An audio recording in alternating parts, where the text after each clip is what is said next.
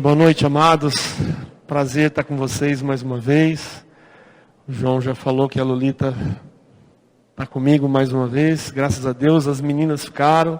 Aliás, os meninos, né? As crianças nunca deixam de ser crianças, né? Graças a Deus. E podemos estar juntos mais uma noite. Amém? Glória a Deus. Eu pedi para pôr. Está lá já? Ah, está lá. Então tá bom. Nós vamos então ministrar nessa noite. Hoje à tarde eu conversava com meu irmão e ele me dizia: puxa, fiquei contente, eu encontrei todos os jovens da igreja lá na praça. Falei, mesmo, Rafael, o que eles estavam fazendo? Evangelizando? Ele disse, não, eles estavam lá jogando Pokémon Go, é isso? Eu não tenho nada contra o Pokémon Go, nem sei do que se trata, né? Então não poderia dar nenhuma opinião. A gente não pode dar nenhuma opinião quando não sabe do que se trata. Mas eu fiquei por hora feliz e logo depois a minha alegria foi-se. Ela foi rápida. Mas é disso que nós vamos tratar nessa noite. E é Isaías 6, versículo 8. Um texto bastante conhecido. Bem conhecido mesmo. Que diz, depois disto, ouvi a voz do Senhor que dizia, a quem enviarei e quem há de ir? Vamos ler juntos isso? Depois disto, ouvi a voz do Senhor que dizia, a quem enviarei e quem há de vir, quem há de ir por nós? Essa declaração é uma declaração que já foi tema de música, é tema de muita pregação. Eu acho que esse texto eu já usei aqui. Já falei um pouco sobre ele aqui, eu acho. Mas enfim, essa declaração ou essa pergunta feita por Deus, apesar de ser uma pergunta maravilhosa, ela denuncia uma coisa desagradável. Ela denuncia que Israel não atendeu ao chamado de Deus. Esse chamado não deveria ser para uma pessoa. A quem enviarei? E quem há de ir por nós? Mas este é um chamado feito por Deus à nação de Israel. Israel, segundo comentaristas, ele é o grande, ou era o grande evangelista de Deus. A ideia de Deus é que Israel levasse o conhecimento dele a todas as nações. Esse é o grande chamado de Israel. Se nós entendêssemos o peso desta pergunta, ela talvez não viraria música, ela viraria choro, lamentação. Porque na verdade, por trás desta pergunta tem essa denúncia de uma realidade. O meu povo não foi. O meu povo não foi por mim. Quem deveria ir, não foi. Quem deveria ir, deixou de ir. Isaías foi. Isaías é conhecido, como os irmãos sabem, como o profeta messiânico. Porque nas suas profecias, ou talvez as profecias de Isaías, sejam as que mais anunciam a vinda do Messias, do Filho de Deus. Se você já leu Isaías, você vai ver que ele vai então e anuncia o conhecimento de Deus. Que no tempo certo, na hora certa, Deus enviaria o seu Filho para salvar o mundo do pecado e salvaria o mundo para si, ou melhor, salvaria os pecadores ou os seus filhos para si. Mas para entendermos esta poderosa declaração ou poderosa pergunta, nós teríamos que ir lá para o capítulo 1 de Isaías. Para entendermos o que Deus pergunta a Isaías: quem irá por mim? Quem irá por nós? E é importante entendermos que a pergunta é: quem irá por nós? Ele está falando de nós. Nós é Deus Pai, Deus Filho e Deus Espírito Santo. Quem irá pela Trindade Santa? Quem irá por Jesus? Quem irá por Deus Pai? Quem irá pelo Espírito Santo? Para entendermos isso, a força dessa pergunta, o que traz por trás, o que intrinsecamente está ligado a esta pergunta, nós temos que voltar lá para o capítulo 5, pelo menos. Eu diria que o certo seria nós voltarmos para o capítulo 1. Mas do capítulo 5 nós começamos a entender o peso dessa pergunta, que é uma parábola. Volta comigo lá, você abre sua Bíblia, por favor, no capítulo 5 de Isaías, porque aqui nós estamos no capítulo 6. E eu pediria para você deixar a sua Bíblia aberta, para nós podermos ler. Eu não sei quem não trouxe a Bíblia, pede para o seu vizinho, para mantê-la aberta, porque senão você não vai entender nada, porque nós vamos discorrer o texto.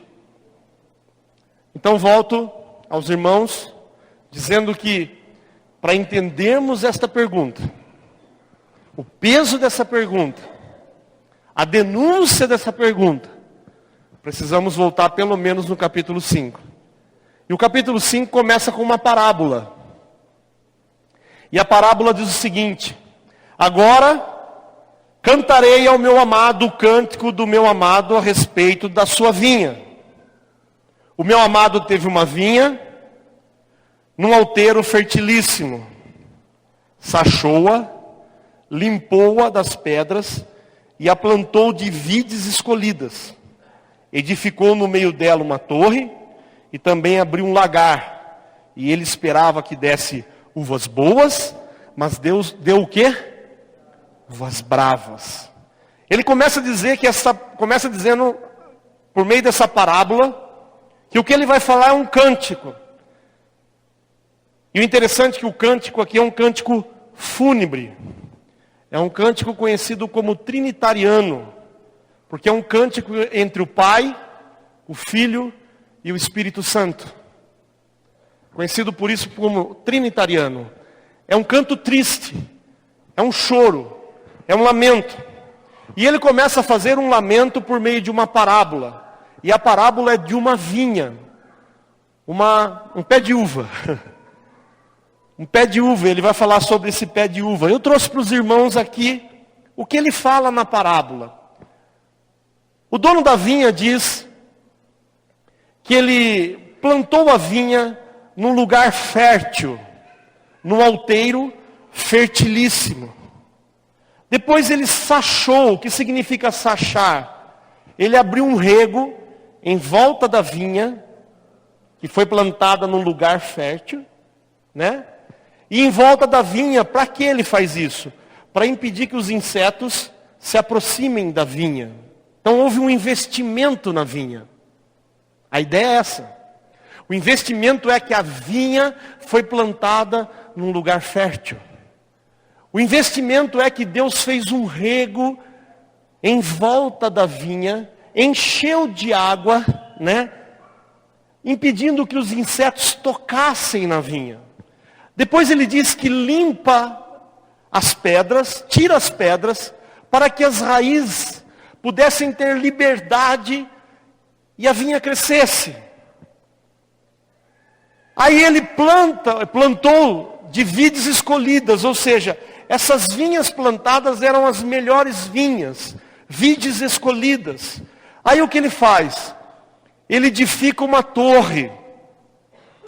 A torre normalmente feita em plantações, eu não sei quantos já viram isso, mas em canavial tem muito disso, né? Se constrói uma ponte, uma torre, na parte de cima fica um vigia, tomando cuidado se o canavial não vai pegar fogo, alguma coisa aconteça com o canavial. E na parte de baixo, guardava-se as ferramentas. É interessante que se você quisesse destruir o seu inimigo, você roubava as ferramentas. Porque roubando as ferramentas, você não tinha como, você o impedia de dar continuidade no plantio e se sustentar. Ele não se sustentando, morria de fome. Essa era a ideia da época. Mas olha só o investimento do dono da vinha. Ele planta a vinha num lugar fértil, ele escolhe as melhores vinhas, ele faz um rego em volta, enche de água para que os insetos não se aproximem da vinha. Depois o que ele faz? Ele constrói uma torre de vigia, em um lugar onde ferramentas eram guardadas, Não bastasse isso, ele abre um lagar, aonde se amassa a uva, para que a uva possa dar exatamente uvas boas. E ele abre um lagar. Lagar era um lugar onde você amassava com os pés a uva. E aí então o suco tinha que estar com o pé limpo, né? Bem limpo. E daí o suco de uva ali era extraído da vinha, ou melhor, das uvas. Qual é a moral da história de tudo isso? A moral da história, como toda parábola tem, eu não sei quantos se lembram, que quando nós líamos parábola nos primeiros anos de escola, dizia a moral lembra-se disso? A moral da história ou seja, parábola, ela tem uma moral. E qual é a moral da parábola? Eu fiz de tudo por vocês, e o retorno foi uvas amargas. Eu fiz o melhor por vocês, mas o retorno foi uvas amargas. O que eu tive como o retorno do meu investimento eram uvas amargas. Olha a pergunta do dono da vinha no versículo 4. Acompanha comigo. Que mais se podia fazer ainda a minha vinha, que eu não lhe tenha feito? Que mais? E como esperando eu que desse uvas boas, veio a produzir o quê? Uvas bravas. A moral é essa, eu fiz de tudo. Tudo que eu podia, eu fiz. Todo investimento possível eu fiz para que vocês dessem bons frutos. E o que aconteceu? Vocês deram maus frutos.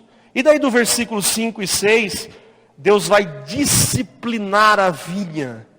Ou melhor, o dono da vinha vai disciplinar a vinha. Diz assim: agora pois, vos farei saber o que pretendo fazer à minha vinha. Acompanha comigo. Tirarei a sua sebe, para que a vinha sirva de pasto. Derribarei o seu muro, para que seja pisada. Veja, toda a construção vai ser destruída. Torná-lo-ei em deserto. Não será podada nem sachada, mas crescerá nela espinheiros e abrolhos. As nuvens darei ordem que não derramem chuva sobre ela. O que está acontecendo aqui? O dono da vinha está corrigindo a vinha, porque a vinha, de vez de dar bons frutos, ela deu uvas amargas. Essa é a moral. A pergunta é: quem é a vinha? O versículo 7 nos responde. Estamos tratando de uma parábola. Porque a vinha do Senhor dos Exércitos é o quê? A casa de Israel. Quem era a vinha? A casa de Israel. Aí quando nós olhamos para o nosso texto, nós começamos a entender o porquê desta pergunta. A pergunta é por que Israel não tinha feito o que deveria fazer. Que Israel não tinha ido levar o conhecimento de Deus. Israel entendeu ser ela, nação, exclusivamente o povo de Deus. Enquanto Deus tinha Israel como o seu grande evangelista. Ou seja, a terra me conhecerá a partir de Israel. E Deus fez tudo por Israel, para que Israel fosse uma vinha fértil, e que ela pudesse levar o conhecimento de Deus, e as uvas, e se tornar uvas boas. Mas o fim foi que Israel não assumiu a sua responsabilidade de grande evangelista. E Deus disciplina Israel por conta disso.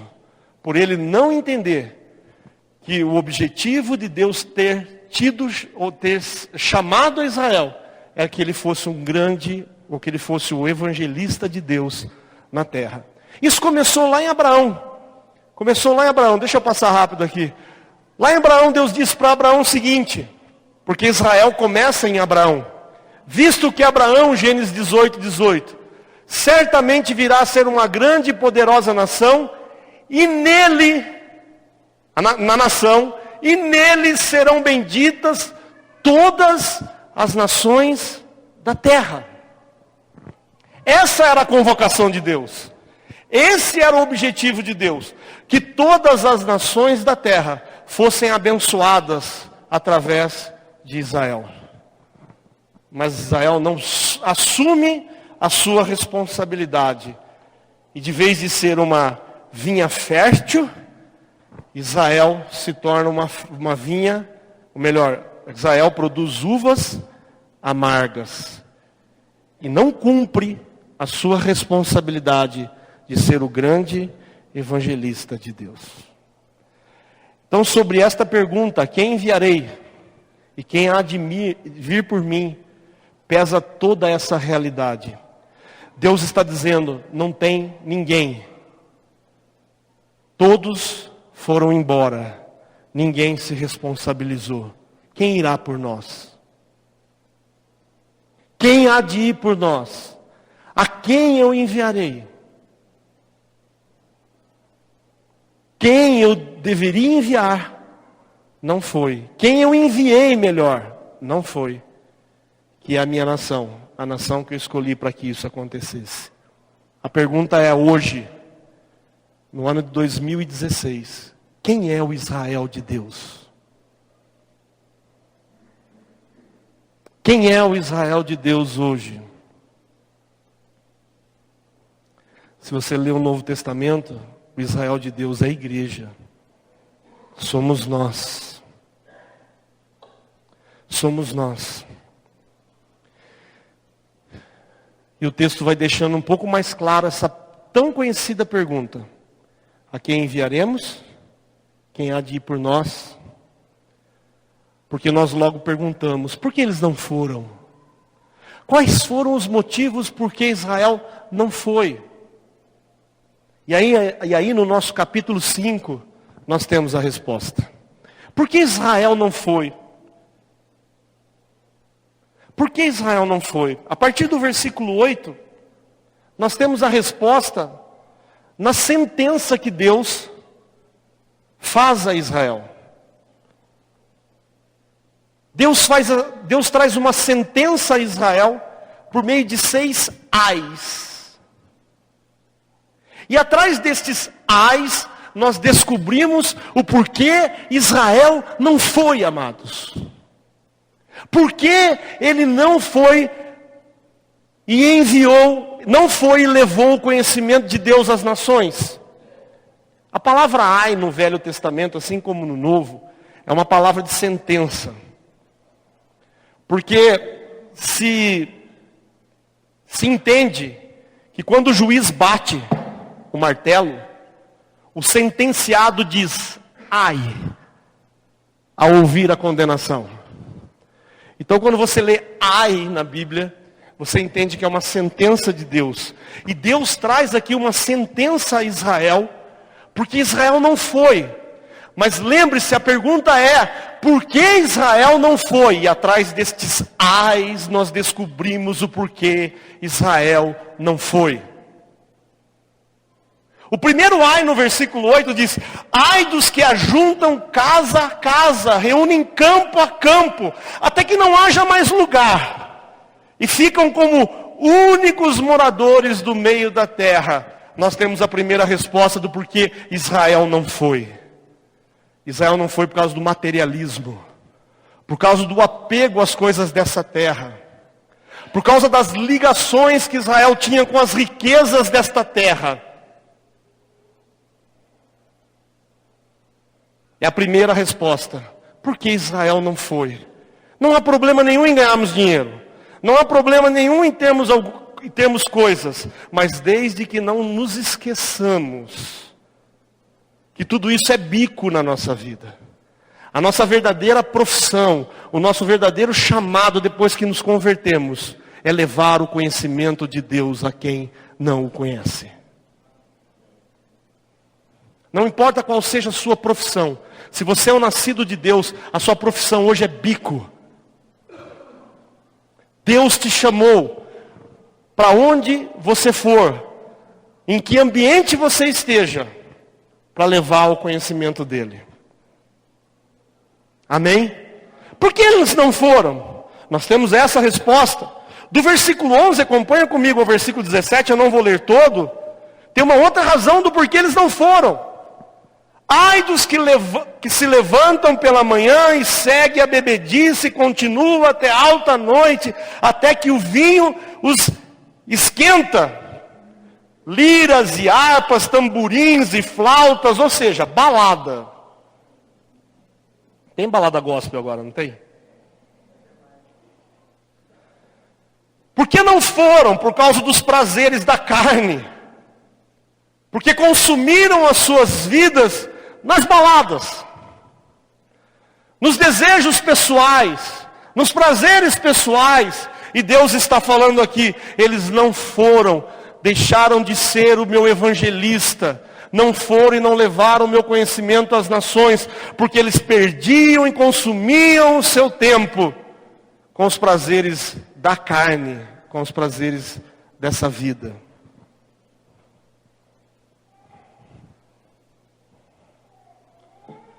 Depois nós temos aí do versículo 18 ao versículo 19 uma outra resposta do porquê eles não foram. Essa eu acho que nós não encontramos tanto na igreja explicitamente, mas eu acho que ela existe de uma forma implícita, sem que ninguém veja. Ai dos que puxam para si iniquidade, com cordas de injustiça e ao pecado como tiraste de carro. E dizem, apressa-se Deus, leve a cabo a sua obra. Ou seja, pecam e duvida de que a disciplina vai vir. Puxam o pecado como se estivesse puxando uma carroça e desafiando Deus. Aí, ó, os meus pecados, quando é que o Senhor vai fazer?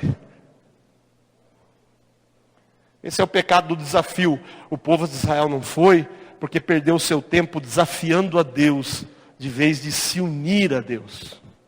Então o que impediu esse povo de ir? O materialismo, os prazeres da carne, o tempo perdido em ficar lutando com Deus, de vez de se envolver com o próprio Deus. Mas daí, nós temos o versículo 20 que diz, ai dos que ao mal, olha que coisa séria isso daqui, veja se nós estamos vivendo esses dias, amados. Ai dos que ao mal chamam bem, e ao bem mal. Versículo 20, que fazem da escuridade luz, e da luz, que fazem da escuridade luz, e da luz escuridade. Põe um amargo por doce, e doce por... Vocês estão percebendo que isso está acontecendo nos dias de hoje ou não? O que é certo é errado, o que é errado é certo. O que a igreja pregava há anos já teve que voltar atrás. Já teve que se associar ao errado, porque não dá certo, ser muito luz. Vamos ser mais ou menos luz, uma penumbra tá bom. Esse é o pecado da perversão moral. Paulo chama isso de sofisma. É o pecado com cara de certo, de correto. E eles não foram por isso. Aí nós temos aí o versículo 21 que fala de um outro ai. Ai dos que são sábios aos seus próprios olhos e prudentes em seus próprios conceitos. Ou seja, o pecado do orgulho. Se acham sábios aos seus próprios olhos. Por que a gente sempre acha que o que a gente pensa é o certo, né? Já pensou nisso? Todo mundo que pensa o contrário é errado. E nós nunca tivemos a oportunidade de se abrir para aprender, né? De fato. Esse é um dos motivos que Israel não ia. Então eu faço a pergunta de novo. Por que Israel não foi e levou o conhecimento de Deus às nações? Por que Israel foi disciplinado por não ir? Por que Israel foi corrigido severamente por não ir? Porque Israel deu atenção e se prendeu às coisas desta vida, ao materialismo. Porque Israel esteve preocupado com os prazeres da carne. Porque Israel desafiava Deus. Porque Israel trocava o certo pelo errado e o errado pelo certo. Porque Israel era orgulhoso, achando que era sábio aos seus próprios olhos. Israel não foi. Não foi por isso. Eu não vou me deter aqui, mas do versículo 24 ao versículo 30, é horripilante a disciplina divina. É amedrontadora. Deus corrige Israel, porque Israel deixou de ser o seu evangelista, de assumir a sua responsabilidade. Aí, amados, vamos para o capítulo 6. Eu estou fazendo uma base porque eu tenho que fazer essa base bíblica. Lembre-se, Israel recebeu todo o investimento de Deus para ser o grande evangelista de Deus. Israel, de vez de dar bons frutos, levando o conhecimento de Deus, na verdade se tornou uva amargas. Por quê? Porque ele, de vez de ir, se apegou ao materialismo, de vez de ir, se apegou às obras da carne, de vez de ir, trocou o certo pelo errado, de vez de ir, ficou discutindo quem era certo, quem era errado. O orgulho. E enquanto isso, o conhecimento de Deus não é levado. No capítulo 6 começa a prática da disciplina. Acompanhem comigo. No ano da morte do rei Uzias, eu vi o Senhor assentado sobre o alto e sublime trono, e as abas das suas vestes enchiam o templo. O que acontece aqui? Morre um dos melhores reis de Israel. Um dos melhores reis, um diplomata de primeira, que conseguia manter a paz entre os seus vizinhos. Não havia guerra, havia paz em Israel nesse momento. Israel estava financeiramente bem, economicamente bem, um rei que trouxe equilíbrio econômico, que tinha os seus ministérios muito bem formados, ou seja, Israel não tinha dificuldade financeira, não tinha problema com seus vizinhos, não tinha dificuldade financeira, tudo isso estava muito, muito bom. O que Deus faz? Leva a base de toda essa prosperidade embora. Quem era a base? Ezequias, ou melhor, Uzias. Quando Uzias morre, Isaías entra em pânico.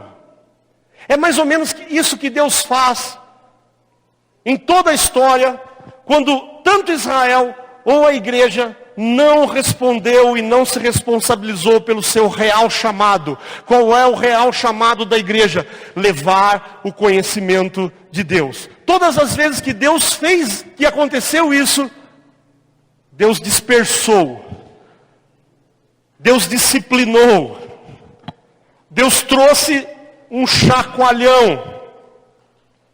E o que Deus faz? Israel está todo bonitinho. Está tudo em paz. Todo mundo bem. Todo mundo próspero. Todo mundo trabalhando. Todo mundo se divertindo. Todo mundo fazendo da sua vida o que quer. O que Deus fez? Tirou a base desse conforto. O que Deus fez? Tirou a base desse conforto. Levou Uzias. Levou Uzias, isso causou tanto pânico na vida de Isaías, que era o profeta da época, que para onde ele corre, amados? Para onde ele corre? Lê o texto comigo. Para o templo. Eu vi o Senhor assentado sobre um alto e sublime trono, e as abas das suas vestes enchiam o templo. Diante de um quadro assombroso, diante de um quadro onde a instabilidade se instala, a paz acaba, o diplomata morre, o economista morre, o rei próspero morre. O que vai acontecer com Israel? Isaías corre para o templo e fala: o que é que vai acontecer? Quando nós nos vemos em situações como essa, quando Deus começa a nos corrigir, porque nós não estamos atendendo ao chamado de Deus, o que nós temos que fazer? Correr para o templo, correr para a presença de Deus. No ano do rei Uzias, no meio de tudo aquilo, no meio de toda aquela turbulência da morte de um rei, de um dos melhores reis que Israel já teve, ele corre para o templo. Ele corre exatamente para onde nós deveríamos correr.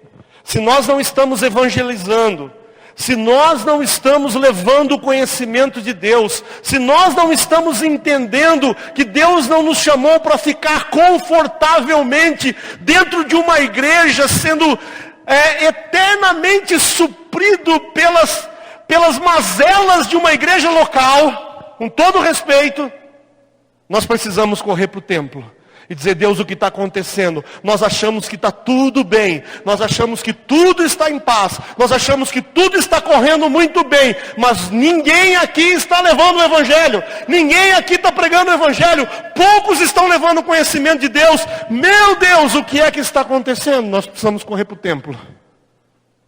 Nós precisamos correr urgente para o templo. E por que precisamos correr para Deus? Em primeiro lugar, nós precisamos correr para Deus, amados, porque não há nada que nos impulsione mais. Presta atenção nisso. Não há nada que nos impulsione mais do que ter uma visão clara de quem Deus é. Ninguém que conhece a Deus não leve quem Deus é para quem não conhece. Se você de fato conhece a Deus como diz conhecer a Deus, pessoas estão sabendo quem Deus é por você. Por você. Não se engane. A grande prova de que você conhece a Deus é que tem gente vendo Deus em você. É que tem gente ouvindo quem Deus é. É a grande mola. É o grande impulso. É a grande motivação de quem conhece a Deus. Falar de quem Deus é. Não se engane. E daí Isaías, ele tem o que aqui? A visão do caráter inabalável de Deus. Olha o que o texto diz, por favor, acompanha comigo. Eu vi o Senhor assentado sobre um alto e sublime trono. O caráter inabalável de Deus. Tudo estava caindo. A prosperidade estava indo embora. A paz estava indo embora. Ao redor de Isaías, tudo estava instável. Mas o que ele vê? Vê o Senhor assentado no trono. É a melhor visão que nós podemos ter de Deus.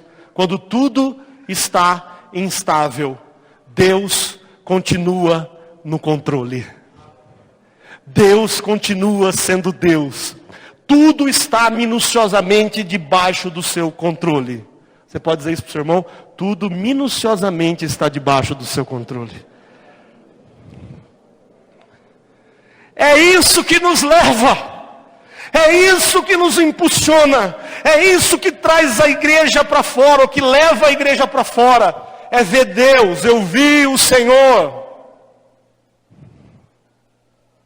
Mas Isaías não vê só o caráter inabalável de Deus, que não se abala apesar do mundo estar em caos. Ele vê a glória de Deus. Continua comigo no mesmo versículo, diz: e as abas das suas vestes enchiam o templo. O que isso significa? Que a glória de Deus, a manifestação de Deus, que são os seus atributos, enchia o templo. Ele vê a glória de Deus. Ninguém que viu a glória de Deus não leva a glória de Deus para quem não o conhece. Ninguém que viu a glória de Deus não glorifica no mundo dos ímpios. Ninguém. Mas ele continua, e o texto diz aí, olha, que Isaías tem uma visão da santidade de Deus. Serafins estavam por cima dele. Cada um tinha 6 asas. Com 2 cobria o quê? O rosto. Com as outras 2 cobriam o quê? Os pés. E com as outras 2 o que eles faziam? Voavam. Que visão. Por quê? Cada anjo tinha 3 par de asas. 6 asas. Com 2 o que eles faziam? Cobrir o rosto. Os anjos são seres criados. E não há uma criatura que veja a Deus e continue em pé. E não seja consumido. Então Isaías vê os anjos cobrindo o quê? Os olhos. para que não sejam consumidos. Isaías vê os anjos cobrindo os pés, porque não há quem não esteja na presença de Deus e não saiba que o lugar que está pisando é santo, cobre os pés. Mas com duas asas, as do meio, o que ele fazia? Voava, porque não há ninguém que conheça Deus e não o sirva, não trabalhe por Ele. Isaías tem essa visão. E quando nós ouvimos, quem irá por nós? A quem enviaremos? Nós começamos a entender que só é possível a igreja sair das quatro paredes e levar o conhecimento de Deus, se ela souber quem Deus é, se ela tiver uma visão de quem Deus é. Mas Isaías também tem uma visão do poder de Deus. Versículo 4 diz: as bases do limiar se moveram, e a voz do que clamava, e a voz do que clamava, e a casa se encheu de fumaça. Ele tem uma visão do poder aterrorizante de Deus.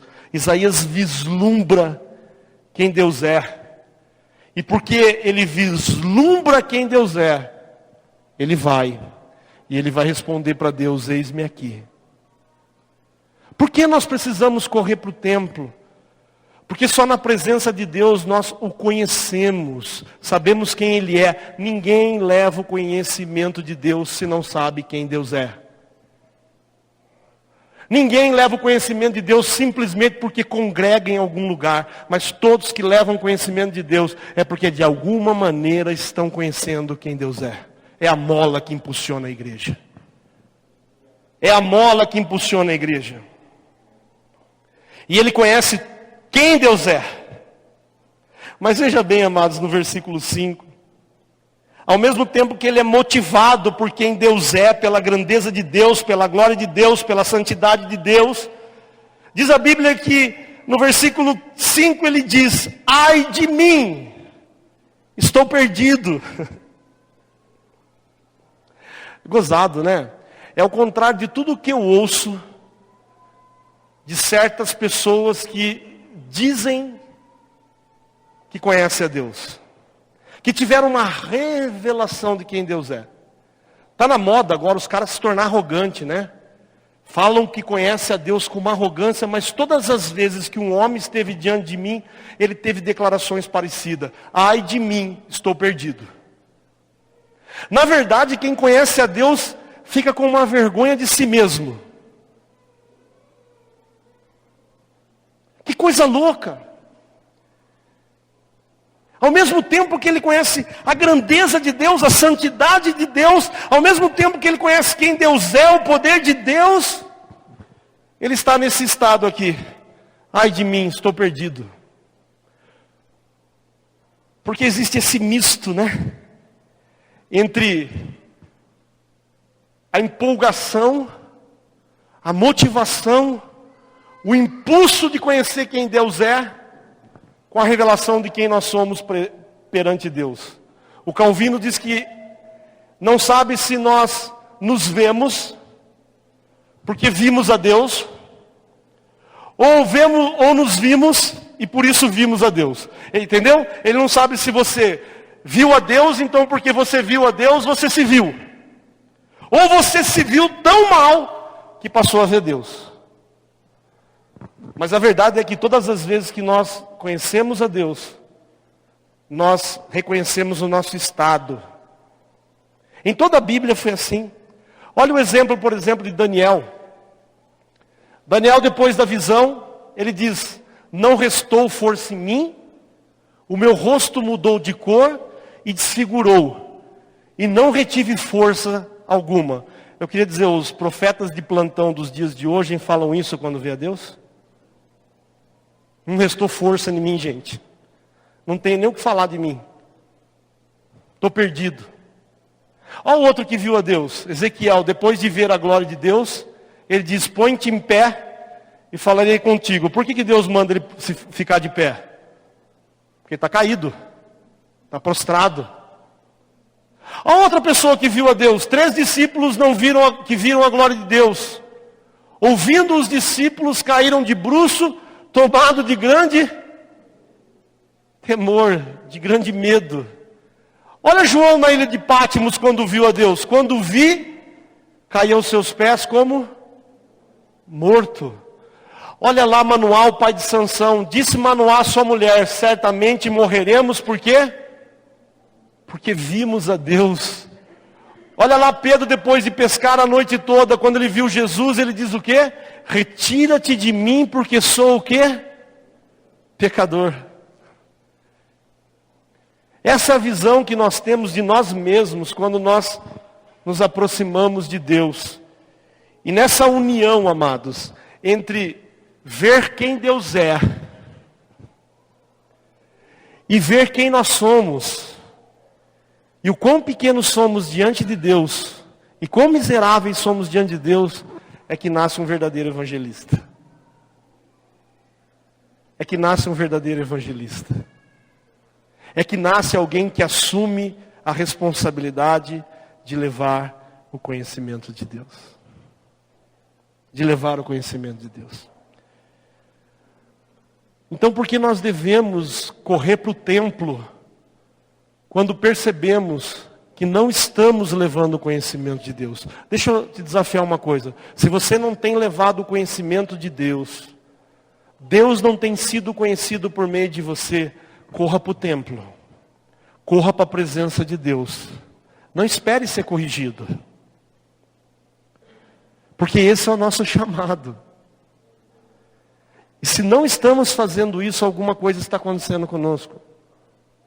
Porque só vendo a Deus, só conhecendo quem Deus é, na sua santidade, na sua grandeza, no seu poder, e só quando vemos a nossa miséria diante desse Deus grande, que reduz o nosso orgulho, a nossa vaidade em nada, é que nós iremos. Mas por que nós precisamos correr além disso para a presença de Deus? É porque é na presença de Deus que o nosso chamado é revigorado. Veja comigo o versículo 6 e 7 do capítulo 6. Então dos serafins voou para mim, trazendo na mão uma brasa viva que tirara do altar como uma tenaz. Com a brasa tocou a minha boca e diz: eis que ela tocou os meus lábios, e a tua iniquidade foi tirada, e perdoado estão o teu pecado, os teus pecados, ou o teu pecado. É na presença de Deus que nós ouvimos de novo, que nós fomos chamados. É que o nosso ministério, é que o nosso chamado de novo é revigorado. É na presença de Deus que nós voltamos a sentir a misericórdia de Deus, a graça de Deus, a purificação de Deus. E vamos. É na presença de Deus que nós nos simpatizamos com o desejo divino. Quando Deus diz no versículo 8, o nosso texto: depois disto ouviu a voz do Senhor que dizia: a quem enviarei? A quem de ir por nós? Disse eu: eis-me aqui, envia a mim. É na presença de Deus que nós nos simpatizamos com o desejo divino de nos enviar e de levar o conhecimento dele.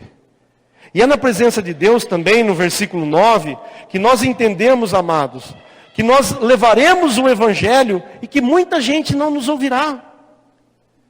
Que não significa que todas as pessoas nos ouvirão, porque o versículo diz que vai e diz a este povo: ouvi, ouvi e não entendeis, vede, vede e não percebeis. Ou seja, levaremos o evangelho de Deus e muitas vezes ninguém vai nos ouvir.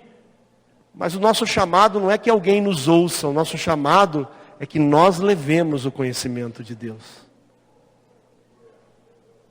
Que nós levemos o conhecimento. Você pode olhar no olho do teu irmão e falar assim: Deus te chamou para que você levasse o conhecimento dele.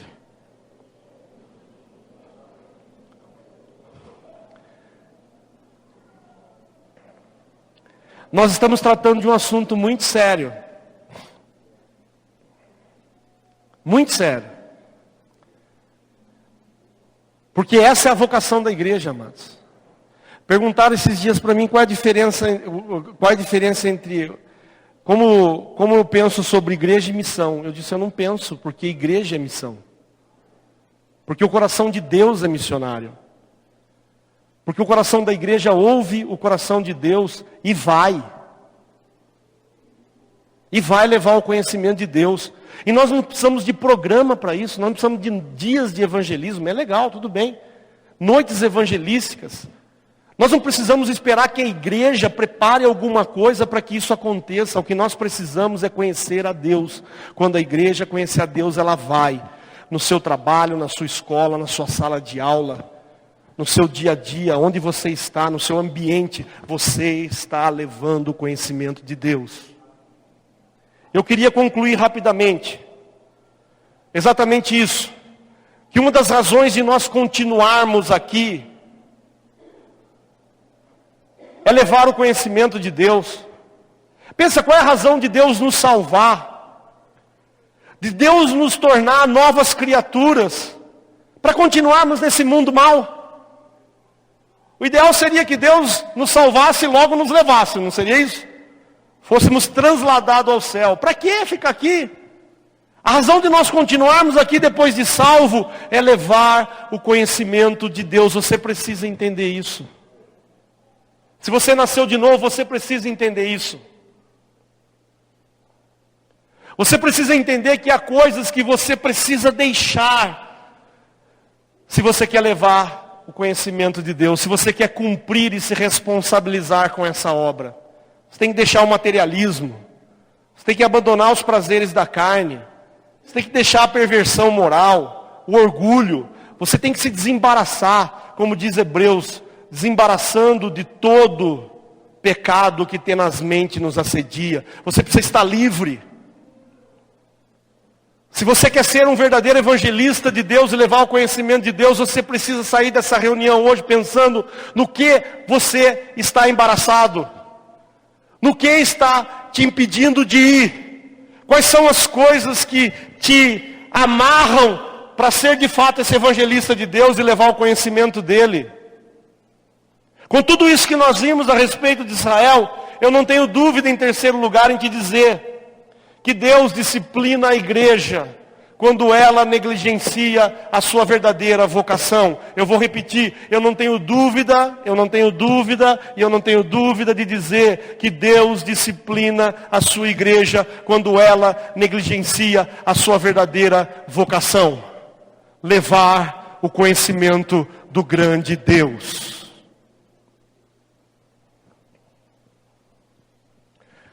Quantos gostam de Atos 2? Que lindo! Perseveravam na doutrina, no partir do pão, na oração, na comunhão. Coisa linda. Que igreja maravilhosa. Estava todo mundo se divertindo com aquilo. Sabe o que Deus fez?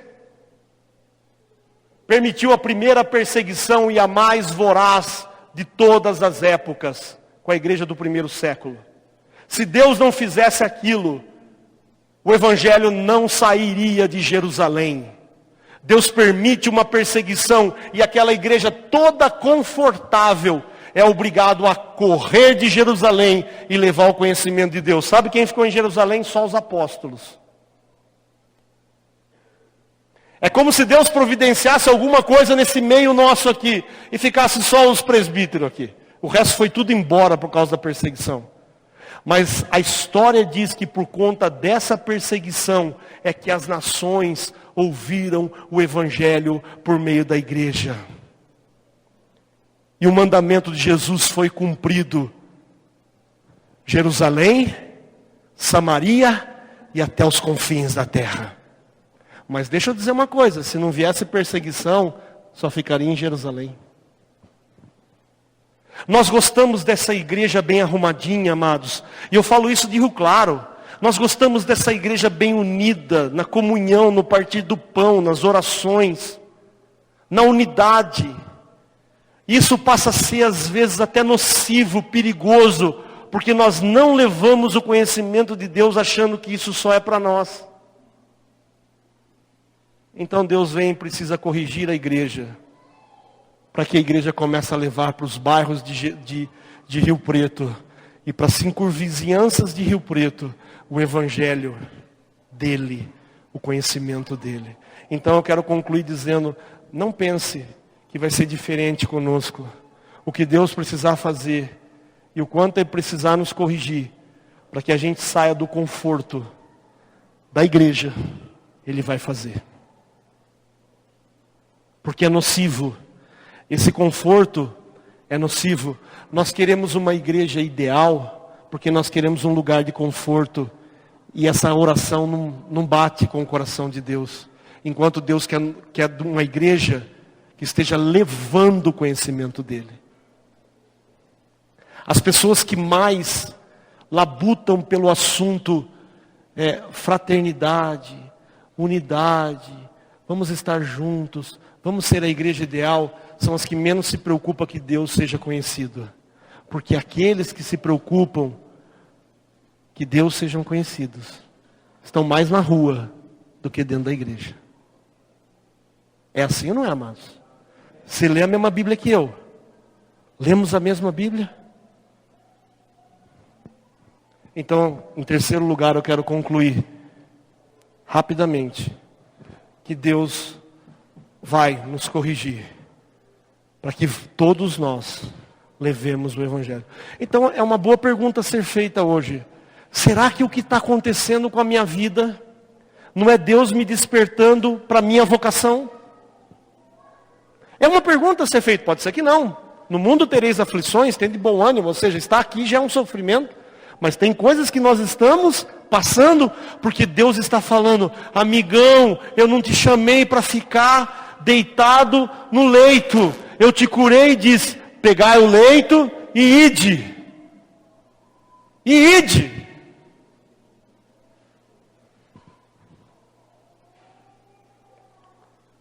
Então eu sei que muitas coisas estão acontecendo na minha vida. É porque Deus está falando, sai do ninho, sai do conforto. E a igreja brasileira hoje, eu posso dizer, é uma igreja confortável. É uma igreja para todos os gostos. Todo tipo de cliente consegue consumir coisas boas. Ela não quer sair por causa disso. Mas nós fomos chamados para o conhecimento de Deus. E quanto mais, em quarto lugar, conhecemos a Deus, mais assumiremos sua responsabilidade de levarmos o conhecimento dEle. E aí você pergunta para mim, como é que eu conheço a Deus, Alexei?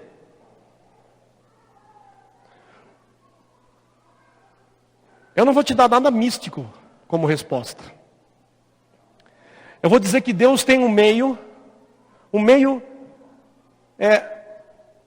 convencional de se revelar a nós. Sabe como chama? Bíblia. Sabe aonde eu mais conheci a Deus? Lendo a Bíblia. Perguntaram para o Josemar Bessa, Josemar Bessa, como que eu conheço a Deus? Ele falou assim, você lê a Bíblia? O irmão disse, não, então você nunca vai conhecer a Deus. Como que eu faço para ouvir a Deus? Lê a Bíblia. Uma vez uma pessoa chegou lá em Rio Claro e falou assim, eu vim aqui porque você tem uma palavra de Deus para mim. Já baixou a cabeça e já foi falando em línguas e eu era para mim pôr a mão nela e soltar a profecia. Falei, Jesus, que negócio louco que é esse? Se fosse nos dias de hoje, eu virava para ela e falava assim, então leva uma Bíblia para casa. Que tem ali a palavra de Deus para você. Eu trouxe até o relato aqui. Se os irmãos permitirem, é rápido. A semana passada eu e a Lô fomos num congresso de louvor. Nós chegamos lá. Jovenzinhos que nos conhecem, o melhor líder de jovem que nos conhece, chegou assim assustado, né amor? Falou para mim, pastor, eu estou com medo. Falou, por quê? Porque eu não sei o que eu vou fazer com os meus jovens. Eu trouxe eles para o congresso de louvor essa manhã. E teve um pastor que pregou coisas aqui que eu fiquei assustado, todo mundo aplaudia. Mas eu ficava cheio de temor e dizia, como é que eu vou chamar esses jovens depois e falar, tudo que esse pastor está falando é mentira? E eu falei assim, escreve para mim isso. Para eu ter esse relato do que você está falando. E ele escreveu. Ele disse assim, aquele dia o pregador falou estas coisas. Primeiro ele começou a pregação dizendo que os teólogos de plantão iriam ficar decepcionados, pois ele não iria usar a palavra e nem explicaria nenhum texto. Ele apenas iria falar das coisas novas que o Espírito Santo estaria revelando para ele. Aí ele começou a contar algumas experiências que ele diz que teve com Deus. Ele não lê a Bíblia, mas ele teve experiências com Deus. A partir do momento em que começou a buscar mais intimidade. Diz que diz que essa intimidade o fez experimentar milagres onde ele nunca havia experimentado. Uma dessas experiências foi atrasar a parcela do carro por mais de um ano. E o banco não buscar o carro. Depois ele passou pela polícia com o documento do carro atrasado e, segundo ele, Deus cegou os olhos dos guardas. Precisa ler Bíblia, né? Depois ele diz que era psicólogo, mas que também fazia sistema de segurança residencial. Ouça isso agora. E na cidade dele, há uma pessoa que faz o mesmo serviço e tem o mesmo nome que ele. Então olha só, na cidade tem uma pessoa que faz o mesmo serviço que ele, que tem o mesmo nome que ele. Aí as pessoas começaram a ligar, por engano, na casa dele, achando que era o outro cara, e ele não avisou o cara. Que ele não era a pessoa, pois ele entendeu que isso era a provisão de Deus. Amados, eu não estou fazendo uma crítica a uma pessoa. Eu quero que vocês entendam aqui. Ele ficou o tempo todo dizendo para aqueles que queriam ouvir a Bíblia, que até o fim do culto, ele ia ler um versículo para não deixar o pessoal bravo. Porque a revelação dele era maior do que a própria Bíblia. Depois começou a ensinar que temos que buscar uma revelação direta do próprio Deus. E não ficar estudando a Bíblia. Foi aí que ele deu o pior exemplo possível, dizendo que quando Jesus foi tentado no deserto, disse para o diabo que nem só de pão viverá o homem, mas de toda a palavra que sai da boca de Deus. Aí ele explicou, Jesus não disse da boca de Deus, Jesus disse da boca de Deus e não das Escrituras. Não do Torá, não dos livros do Antigo Testamento, mas disse da boca de Deus. Para mim a boca de Deus é a Bíblia, amados. E não das Escrituras, pois tem algo pessoal de Deus para cada indivíduo. Eu não estou falando desse conhecimento que vai além da palavra. A pergunta é, como eu devo conhecer a Deus, Alexei? Eu devo conhecer a Deus em primeiro lugar do modo confessional. Vai ler a Bíblia que você vai conhecer o Deus de Isaías. No passado, os homens conheceram a Deus por meio dos profetas.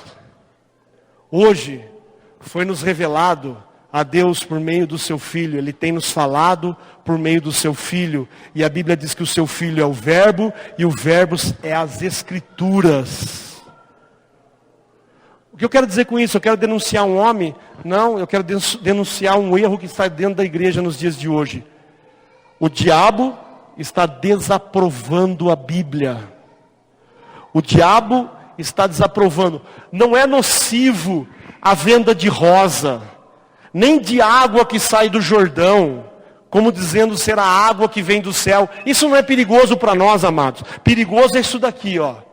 Quando com cara de verdade, a mentira está se instalando, as pessoas deixando a palavra em nome de buscar uma experiência pessoal. E quando a Bíblia perde o seu valor e a sua autoridade, nós corremos o risco de perder a nossa regra de fé e de conduta.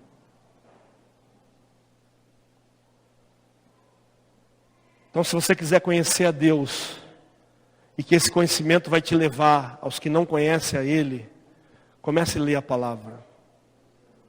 Comece a ler a palavra. E eu te garanto que você vai conhecer a Deus. E para terminar, levar o conhecimento de Deus não significa ser ouvido. Não significa ser ouvido. Nós não pregamos para que as pessoas conheçam a Deus em primeiro lugar. Nós pregamos em primeiro lugar para que Deus seja conhecido. Para que Deus seja glorificado. E não tem uma mensagem que mais glorifica a Deus do que o Evangelho. Porque o Evangelho diz que eu sou a salvação. A glória só é de Deus. A salvação é de Deus. E a glória só é de Deus, em primeiro lugar. Em primeiro lugar, nós pregamos por causa da glória de Deus. Em segundo lugar, nós pregamos para tornar o homem indesculpável perante Deus. E em terceiro lugar, nós visamos os perdidos. Porque aqui em Isaías, nós vemos ele levar a palavra, mas ninguém ouvir a palavra. Então eu não prego para que as pessoas se convertam, porque isso está na mão de Deus. Eu prego para que Deus seja conhecido. Eu quero que meu Deus seja conhecido. Quantos querem que Deus seja conhecido por meio de você? Então vamos ficar de pé.